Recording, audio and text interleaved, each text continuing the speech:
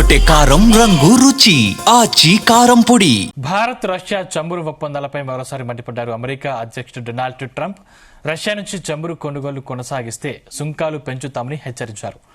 భారత్పై త్వరలో వాణిజ్య సుంకాలు విధిస్తామన్నారు. ప్రధాని మోదీ చాలా మంచి వ్యక్తి అని, తాను సంతోషంగా లేనని ఆయనకు తెలుసన్నారు. తనను సంతోషపెట్టడం భారత్కు చాలా ముఖ్యమంటూ ట్రంప్ తన కపట బుద్ధిని ప్రదర్శించారు.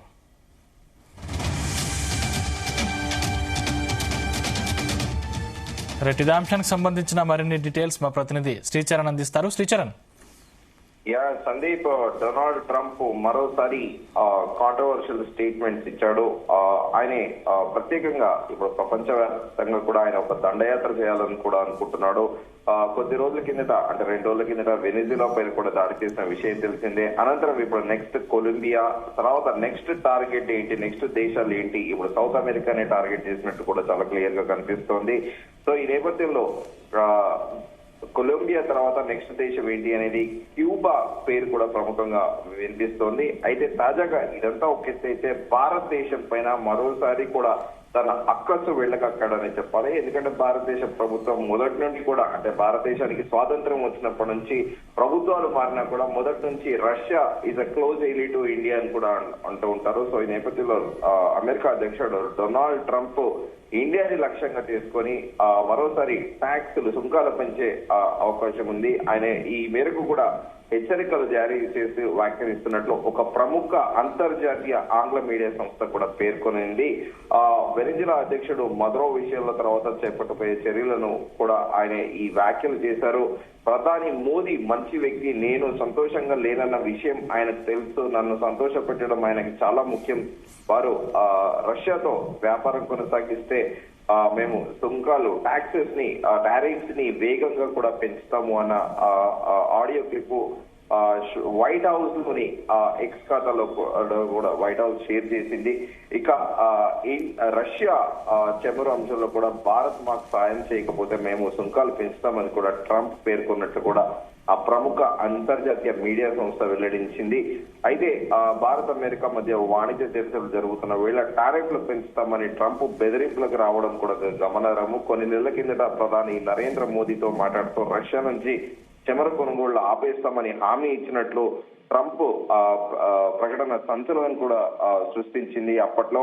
అయితే ఇప్పుడు ప్రస్తుతము ఈ ఆయిల్ రిజర్వ్స్ గురించి ప్రత్యేకంగా ప్రపంచవ్యాప్తంగా కూడా చర్చ జరుగుతోంది. ఈ ఆయిల్ రిజర్వ్స్ పైనే అమెరికా తన గుత్తాధిపత్యం, అంటే తన డామినెన్స్ ని నిరూపించుకోవాలనే ప్రయత్నం, ఒక సూపర్మెసీ పవర్ అనేది ఉండాలని కూడా కోరుకుంటుంది. ఈ నేపథ్యంలోనే వెనెజులా దేశం పైన దాడి చేసి ఆ దేశ అధ్యక్షుడిని కూడా అమెరికాకు తరలించిన విషయం తెలిసిందే. సో ప్రత్యేకంగా ప్రపంచంలోనే అత్యధికంగా సౌదీ అరేబియా, ఇరాన్, ఇరాక్ లాంటి దేశాల కంటే కూడా రష్యాతో పోలిస్తే కూడా అత్యధికంగా ఆయిల్ రిజర్వ్స్ ఉన్నాయి వెనెజులానే.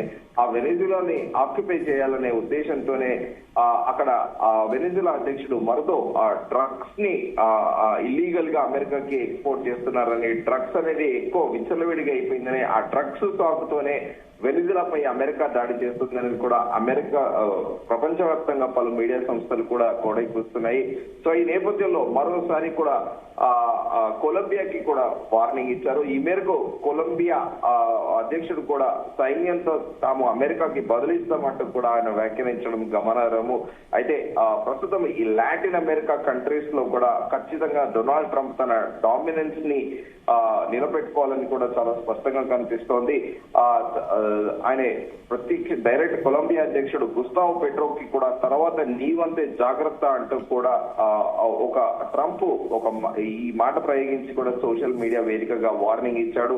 సో ఈ నేపథ్యంలోనే ప్రపంచ వ్యాప్తంగా కూడా అమెరికా యథావిధిగా తన డామినెన్స్ అనేది నిలుపుకోవాలనే ప్రయత్నంలో సో తాజాగా భారతదేశం పైన కూడా వ్యాఖ్యలు చేయడం గమనార్హము. ఎందుకంటే మొదటి నుంచి కూడా డొనాల్డ్ ట్రంప్ టారిఫ్స్ విషయంలో 50% టారిఫ్స్ విధిస్తున్నామని చెప్పడము, అనంతరం కూడా 25% కి తగ్గిస్తున్నామని చెప్పడము, వాస్తవికంగా అమెరికాలో ఒకవేళ భారతదేశం పైన టారిఫ్స్ అనేటివి పెంచితే ఇండైరెక్ట్ గా కూడా అమెరికన్ మార్కెట్ల పైన తీవ్ర స్థాయిలో ప్రముఖ ఎకానమిస్టులు కూడా పేర్కొంటున్నారు. ఎందుకంటే ఇండియా పైన ట్యాక్స్ సుంకాలు అత్యధికంగా ఒకవేళ విధిస్తే అక్కడ కొనే ఇండియా నుంచి వెళ్లిన ప్రోడక్ట్లు అమెరికాలో కొంటే సేమ్ ట్యాక్సెస్ భారతదేశం పైన సుంకాలు ఏవైతే విధిస్తుందో అమెరికా అదే రీతిలో అమెరికా మార్కెట్ లో కూడా ఆ ప్రోడక్ట్ల ఖరీదు కూడా పెరుగుతోంది. సో ఈ నేపథ్యంలో డొనాల్డ్ ట్రంప్ వ్యాఖ్యల్ని పెద్దగా పట్టించుకోవద్దనేది కూడా మరోవైపు వాదన నడుస్తోంది. ఎందుకంటే డొనాల్డ్ ట్రంప్ ఎప్పుడు ఏం మాట్లాడతాడో తెలియదు. ఆయన మైండ్ లో ఎప్పుడు కూడా ఒక అనిశ్చితి అనేది ఉంటుంది. సో భారతదేశం పైన మరోసారి భారతదేశాన్ని బెదిరించే ప్రయత్నం చేశాడని, అంతకు మించి భారతదేశం పైన మరోసారి ఈ సుంకాలు విధించడం అనేది డొనాల్డ్ ట్రంప్ సాహసం చేయడం అనేది కూడా మరోవైపు వాదన నడుస్తోంది. కానీ ఏదేమైనప్పటికీ డొనాల్డ్ ట్రంప్ కి తరచుగా కూడా ఏదో ఒక అంశంలో ఉండాలి.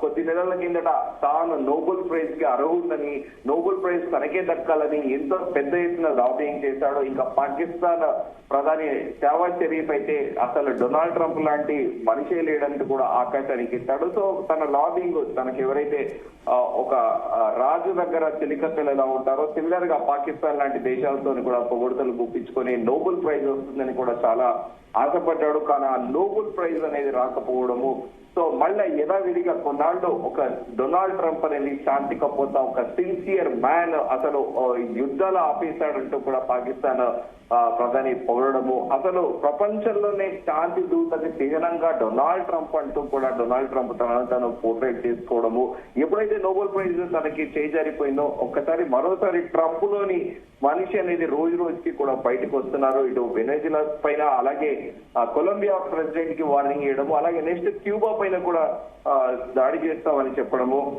అలాగే దీంతో పాటు వెనిజులా చమురు కంపెనీలపై తమ నిషేధం ఇకపై నుంచి కూడా కొనసాగుతుందనేది కూడా డొనాల్డ్ ట్రంప్ చెప్పారు. దీంతో పాటు వెనిజులాలో మా సైనిక డిప్లాయ్మెంట్ అంటే మోహరింపులకు యథావిధిగా కొనసాగుతుంటాయంటూ కూడా చెప్పడం గమనార్హము. అక్కడ మా డిమాండ్లు పూర్తిగా నెరవేర్చేదాకా, మేము పూర్తిగా సంతృప్తి చెందేదాకా అక్కడి నుంచి వైల్ తొలగేది లేదంటూ కూడా స్పష్టం చేశారు. అంటే దీన్ని బట్టి ప్రపంచంలోనే అత్యధికంగా దొరికే ఈ ఆయిల్ రిజర్వ్స్ ఏవైతే ఉంటాయో అది అక్కడ వెనిజులాలో పట్టు సాధించేందుకే డొనాల్డ్ ట్రంప్ ప్రయత్నిస్తున్నారు. సో అదంతా ఓకే. డొనాల్డ్ ట్రంప్ చుట్టుపక్కల లాటిన్ అమెరికా దేశాలు కానీ, సౌత్ అమెరికాలో ఏ దేశం పైన ఇన్వెషన్ చేసినా కూడా అది ఒక రకంగా అది ఎవరైనా కూడా కండెమ్ చేస్తారు. కానీ భారతదేశాన్ని పదే పదే కూడా గెలుపుతూ కూడా తాజాగా కూడా ఒక అంతర్జాతీయ మీడియా సంస్థకి ఇచ్చిన ఇంటర్వ్యూలో ప్రధాని నరేంద్ర మోదీ పైన కూడా, అంటే భారతదేశం పైన వ్యాఖ్యలు చేయడం కూడా గమనార్హము. గతంలో కూడా Modi is my good friend, నేను మోదీ లీడర్షిప్ ని అసలు డిస్టర్బ్ చేయను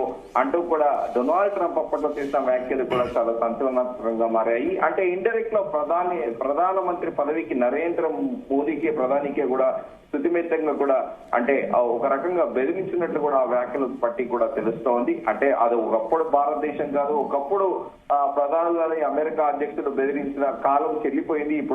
ఇప్పుడున్న భారతదేశ ప్రభుత్వం చాలా స్ట్రాంగ్ గా, అంటే ఫర్మ్ గా, దృఢంగా ఉండే ప్రభుత్వం ఇలాంటి బెదిరింపులకు అసలు ఎట్టి పరిస్థితులను కూడా లొంగని ప్రభుత్వం ప్రస్తుతం భారతదేశంలో ఉంది. సో ఈ నేపథ్యంలో ప్రధానమంత్రి నరేంద్ర మోదీ కూడా పెద్దగా డొనాల్డ్ ట్రంప్ వ్యాఖ్యల్ని సీరియస్ గా కూడా తీసుకోలేదు అప్పట్లో. సో ఈ నేపథ్యంలో మరోసారి కూడా ఇప్పుడు డొనాల్డ్ ట్రంప్ చేసిన వ్యాఖ్యలకి ప్రధాని నరేంద్ర మోదీ ఎలా స్పందిస్తారు, ఒకవేళ మినిస్ట్రీ ఆఫ్ ఎక్స్టర్నల్ అఫైర్స్ స్పందిస్తుందా, నేరుగా ప్రధానమంత్రి నరేంద్ర మోదీ స్పందిస్తారా అనేది కూడా వేచి చూడాలి. సందీప్.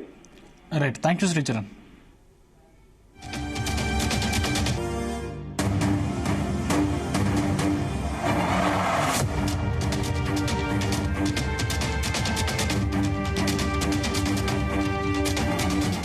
గుమగుమల వంటలే తెరకొట్టే కారం రంగు రుచి ఆచి కారం పొడి.